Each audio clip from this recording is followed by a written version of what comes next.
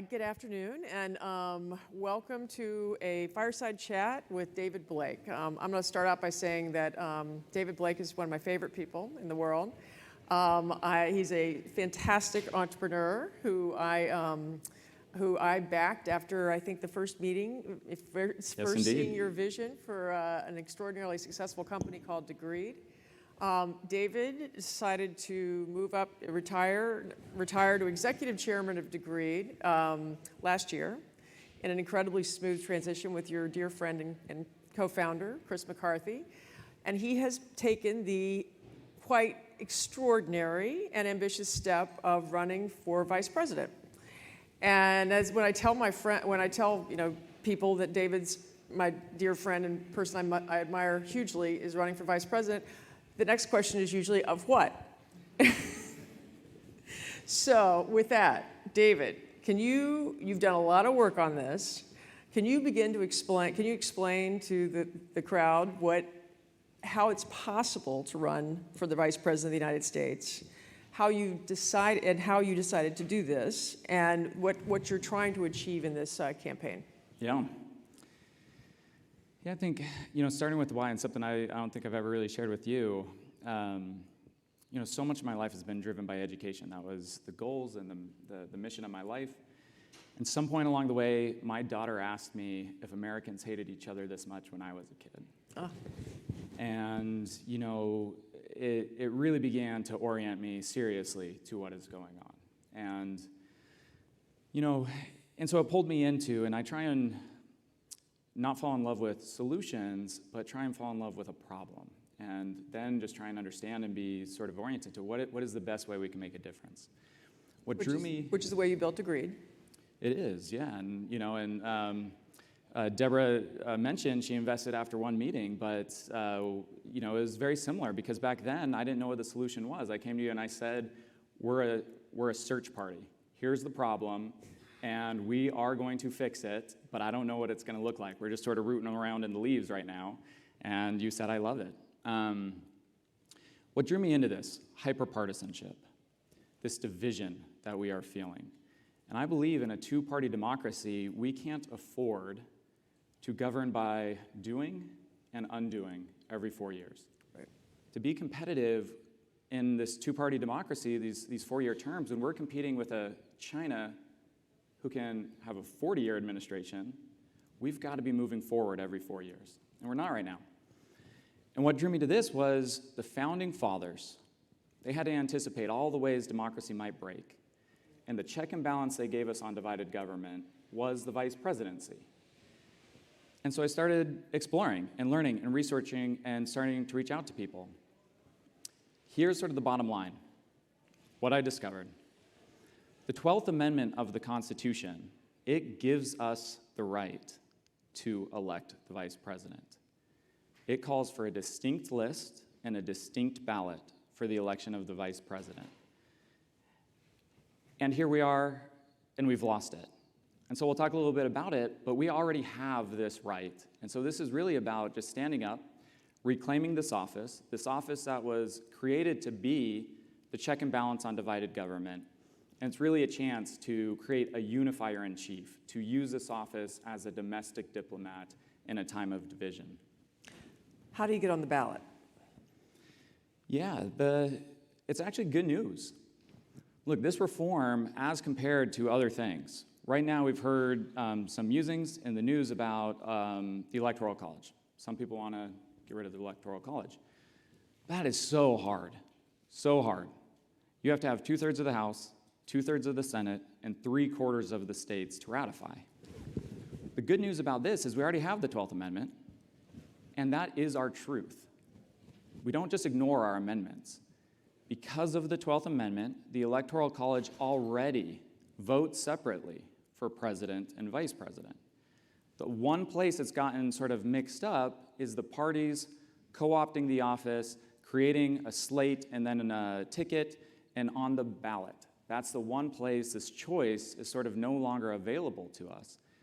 But the good news is that even ballot access laws reflect the 12th Amendment. And so in every state, there's laws about how a vice president gets on the ballot. So that's what we have to do, is we have to get signatures in every state. With the signatures, you get on the ballot in 2020, and that's what gives us this opportunity when we go to vote in 2020, instead of having Hillary Clinton, Tim Kaine, one checkbox, Donald Trump, Mike Pence, one checkbox, that we'll be able to vote for president, and then separately, as it calls for in the 12th Amendment, vote for our vice president.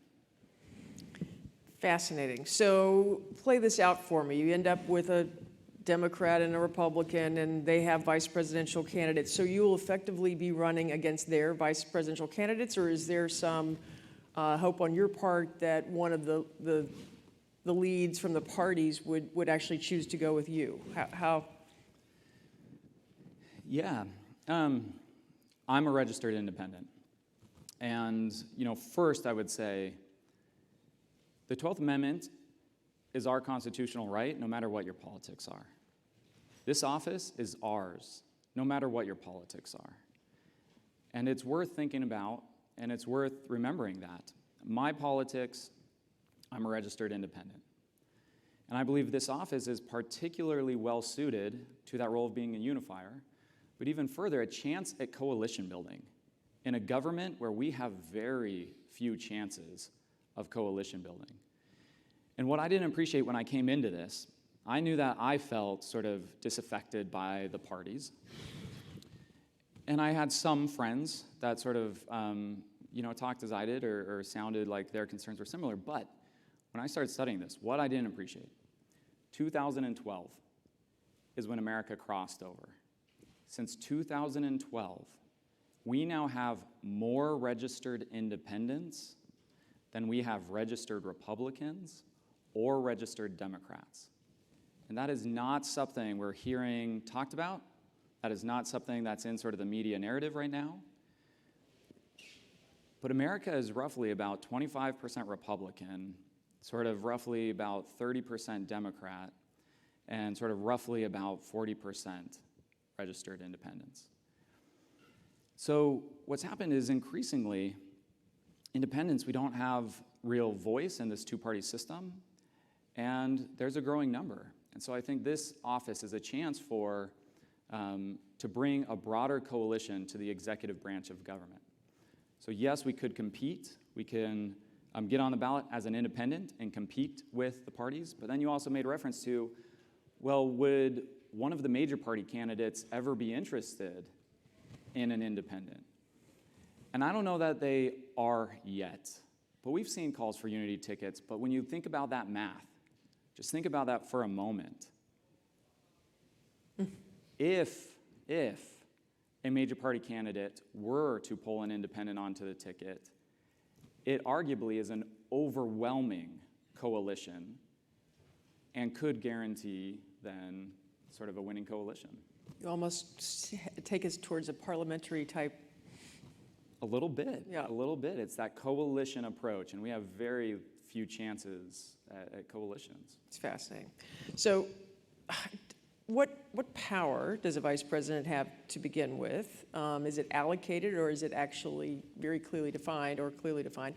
And then talk a little bit about your platform, at least when you and I first talked about this. I mean, what is going to be your voice? Sure. What do you hope to be your voice? Yeah, so to take the first part, what are the powers of the vice president? And there's a few. But in the Constitution, what is outlined? They are the president of the Senate, so they are the senior-most legislator. They are the first in line of succession, so they, and sort of the evolution of how we use the office, they've really become then the number two sort of junior executive in the executive branch. Then they have a few sort of clerical duties, but then the hard power is really in the tie-breaking vote. So they are the tie-breaking vote in the Senate. When I talk about the vice presidency being a check and balance on divided government, it's really that power. And the vice presidency was created at our founding before we had political parties. So they weren't anticipating red versus blue. They were anticipating north versus south, east versus west. And should we ever get drawn evenly to a tie, they knew the president would be sitting in Virginia. And they felt that was unfair to cede a tie to the president because just by default, he'd be on one side or the other. Now she. But Now, it's really this partisan divide. But they invested that power in its own office to be a check and balance on division, on the executive branch, to be the national leader who gets to decide how we move forward should we get stuck. And so, when we're working together, that power matters almost not at all. When our two parties are getting along, when our system of government, as designed, is high functioning, this office's hard power sort of goes away. It doesn't matter. It never comes to a tie.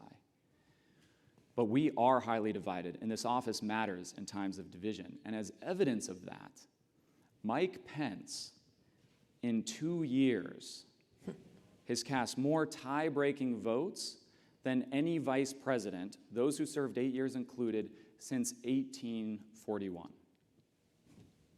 Mike Pence is determining an outsized amount of our legislation, and none of us got to pick him. To answer the second question, so my platform, my ideas. So first, I'm not a declared candidate. This is something I've given consideration to, the FEC. You have to be careful with some of those later. So I am considering this. But, look, I will say this one quickly. I had a phone call with the Ministry of Education for a country I will leave unnamed while I was at this conference. And it really made me sad. It really made me quite sad. Because they were talking about future-proofing their citizenry. They were talking about how we invest in the skills of the future, how we create a resilient workforce, how we deploy education that will map to the future. And it just leaves me thinking, this isn't a conversation we are having now. We here are having those conversations. That conversation has gotten buried so far beneath the wall, taxes, healthcare, things that matter. But it's gotten buried, and we're not having it, and it matters because others are. So that's really my consideration, my expertise, and what I hope that we are talking about in our politics this cycle and for the next, 10 years. So would you envision it being a vice president sort of very clearly aligned with the Department of Labor and the Department of Education, or something completely different? Yeah, one of the critiques that I've gotten in this is that history essentially fought so hard to pull the vice presidency from irrelevance to relevance. It went from being funeral director to being something that matters. And a valid critique is, well, and the reason the vice presidency is relevant is Walter Mondale gave America a new version of the vice president, one that sits in the White House, one that meets with the president, one that gets all of the executive briefings that the president gets. And that proximity created relevance. And so people say, well, if the presidents aren't getting to pick their running mate, are you going to roll back 60 years of history and progress? No, not calling to roll back the vice presidency. Walter Mondale gave us a model of the vice presidency that gave America more, that was fit for its time. And we shouldn't let that good model of the vice presidency be what keeps us from using it now as a solution for our times. And the model of the vice presidency that I'm calling for is first a unifier in chief, a domestic diplomat. It is uniquely suited to that. It's the only office in our entire government that sits in two branches of government, the legislative and the executive. And it is that sort of proverbial bridge now with that tie-breaking vote between our two parties. So first, a model of unifier in chief. Second, get something done. We've done national surveying, we have done focus groups. I've been in 5 states in the last 8 days, talked to now hundreds, now thousands of people. If you ask people, and I will challenge you guys, name something a sitting vice president has done to the benefit of the American people. And you might come up with something. Is anyone eager to raise their hand?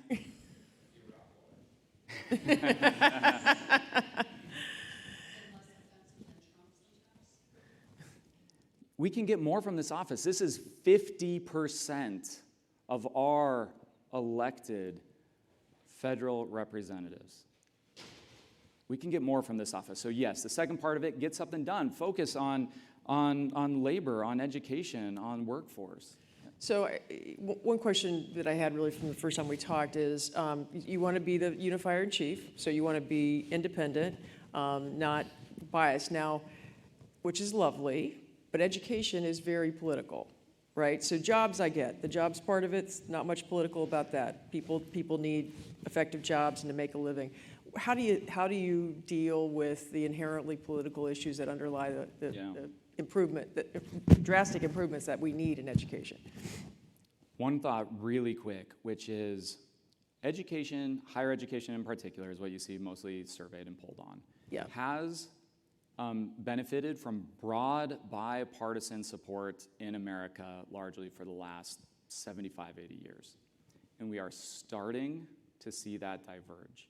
We are starting to see partisan difference in our support of education, and that scares me. 15 years ago, global warming, climate change, was a far less partisan issue, and then one of our parties picked it up, well-intentioned, but picked it up in such a way that it drove a wedge. And I'm really quite fearful that we could be at risk of a party picking up education in the wrong way that serves only to drive a wedge. Now, the way I've tried to navigate this is to not, we sort of have right now calls for free university. We have sort of school choice. Those are maybe some of the more stereotypically partisan positions. Avoiding it altogether. Like, we're just quagmired there. And we shouldn't let that now be the enemy of progress. The things I am calling for are new ideas that aren't yet, at least, co-opted by either the left or the right. A quick example, and this won't sound as foreign to this audience, but this is something no one's ever thought about sort of broadly. I believe we need to move to credential every semester of higher education. Make them stackable. It'll do two things immediately. With a 45% dropout rate, that's about 12 million students annually. That'll complete about 100 million courses and spend about $100 billion on tuition. Who drop out, who after time and a half never get the degree that they are seeking. We should be credentialing that education so that you don't have to worry about transfers, so that you can come back and just start stacking. Second thing that does overnight is it gives us a lifelong model of higher education. Right now it's binary, it's all or nothing. We pull you in, we make it intense, we make it sort of, it's just all or nothing. And so the on-ramp and off-ramp, it's this very high barrier. If every credential, I could segue in and out of education overnight. Now, is that a left-right an idea or a right idea? They might sort it out over time and call it one thing or another, but at the moment, we've got a cycle where new ideas aren't yet sort of owned. Okay, so politics is expensive. As I'm learning. It's expensive just to run for the LA school board. So you've done so much work on this, what do you estimate is going to need to be raised in order to, you're going to have to get every state, as you pointed out before, et cetera. What do you think, what kind of dough What kind of dough what are we talking about? Where is it coming from? Done? Yeah. The good news here is actually that, again, this is a relatively light lift. Now, not to underestimate what is going on, but ballot access, there are laws, ballot access on every state, so the thresholds are known. It's roughly about 865,000 signatures nationwide to get on the ballot in all 50 states. For comparison, that is less signatures than it takes to get a ballot initiative in California. It takes like 1.2 million signatures to get a ballot initiative in California. It's going to take 865,000 signatures nationwide to get on the ballot. So relatively, this is manageable. Now, it's beyond me. I have self-financed this up to this point. We just went live with the website and video and campaign just a few weeks ago and have begun grassroots fundraising on this. Roughly, to take this into 2020 all the way, now a national campaign, it's tens of millions of dollars. We have a little time left. I just thought I'd actually see this is such an unusual endeavor that David is embarking on, and I think it represents how much he cares about this country. And what I would say is, if he's as successful a politician as you are an entrepreneur, then we haven't seen the last of you. So I just wanted to see if anyone had any questions for David about kind of this endeavor. Yep. How did you lose the right in the first place? I know that Yeah. that's how I saw Hamilton. I'm sorry. I saw Hamilton, and I remember in the play they talk about this, that they're going to change the rules as to who gets to be the vice president. I mean, how did it really happen? I'm glad you asked. I will try and answer just as quickly as I can, but it's a really worthy question. Initially, the selection was you couldn't vote for the VP. You could only vote for president, and whoever came in second place became president. Washington, Adams, Jefferson and Burr ran and tied, per Hamilton, the play. Alexander Hamilton was able to convince enough Federalists to eventually, it was 33 votes or something that it went to before he was finally able to convince enough people to vote for Jefferson. He becomes president, Burr, vice president. It was acrimonious. We have sort of this old wives' tale that because they were from opposite parties, that's why we moved. No, it's because they tied. Jefferson said this could break our republic. We will create a separate office, separate and distinct. We got the 12th Amendment. After the 12th Amendment, it calls for a distinct ballot and a distinct vote. We could go and vote for the vice president. Now, I didn't appreciate any of this. To us, voting equals ballots. America didn't get a ballot until 1890, and we took the ballot from Australia. How do you even vote without a ballot? Good question. Yays and nays, beans, rocks, we did all sorts of things, but the most common of which was boxes. Go and write anyone's name in a box and drop it in the box. The invention of then the party ballot, not a ballot you're voting with, but they would stand outside the polling places, which were public. We earned the right to a private ballot later. They were public, and they would write down, they had sheets of paper that had all the party candidates on it, and they were often colored paper. They would hand you a pink piece of paper with all of the party candidates so they could watch you as you went to drop names. They were like little tear sheets as you went to drop the names in the box. If you didn't vote party, they would beat you up afterwards. We got the party ballot before we got the Australian ballot. Australian ballot was introduced in 1890. Ballots are controlled by states. That's why there's no point in history to point to and say we lost the vice presidency in 1924. Because what happened was ballots are controlled by the state. So each state moved to it differently at different times in different ways. Because of the Electoral College, ballots initially didn't have candidates on it. It had the electors. States started introducing ballots with electors. You're voting for electors, not for candidates, and we still are, technically. But then it started, 1920 was the first time a presidential candidate's name showed up on a ballot. 1980 is the last time an elector was exposed on a ballot. Little turns of history, state by state, year by year. And then there's an evolution of party strength into nominees. FDR was the first to choose his running mate. By 1960, that would become the norm. No laws ever passed, no laws ever changed, no one ever asked. Tradition and time have, and ultimately it really started with the party ballot, has stolen the vice presidency from us. Great question. I think you have a MOOC in you. I think we have to do a American voting MOOC. I think it is fascinating. All right. Well, I think this is we do one minute left, so we'll do real quickly. Yep. Yeah, this should be quick anyway. I guess for the last 20 years, it's been raise money and advertise on TV, and then Trump won with Facebook disinformation and a ground game. Fire up the base rallies. What's your kind of campaign strategy? I assume it's like social media, but I doubt it's cat videos. Like, could be a MOOC. I don't know. Yeah, again, right now we're building this bridge, and it's all about education, because we don't need to call for a new amendment. We got it. We don't need to call for new laws. We have them. This is about waking people up to our rights. And so it's really I think Michael wants to know how you're going to win.